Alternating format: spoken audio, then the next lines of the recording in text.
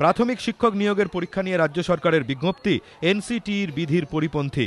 আদালতে দুই চাকরি প্রার্থীর এই অভিযোগের পরিপ্রেক্ষিতে গত সপ্তাহে নিয়োগের পরীক্ষার উপর স্থগিতাদেশ জারি করেন বিচারপতি দেবাশিস করগুপ্ত।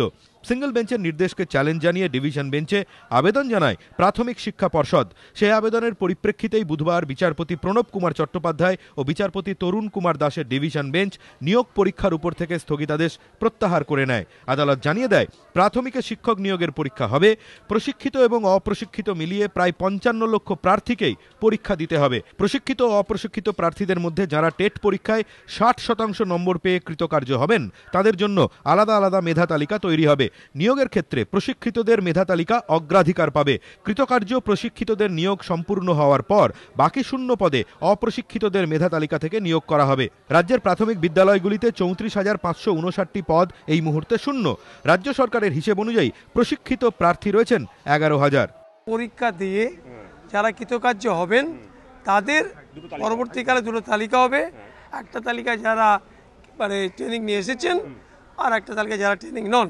এই যে পরীক্ষাটা হবে, আলটিমেটলি রিট পিটিশন যদি দেখা যায় আমি জিতে যাই, এই পরীক্ষা বাতিল হয়ে যাবে।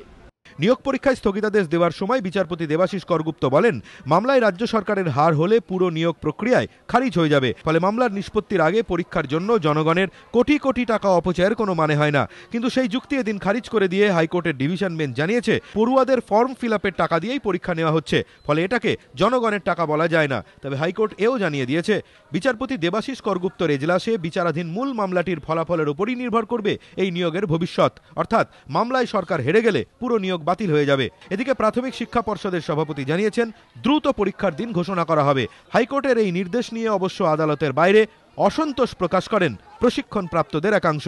ধ্রুবজ্যোতি প্রামাণিক, এবিপি আনন্দ, কলকাতা।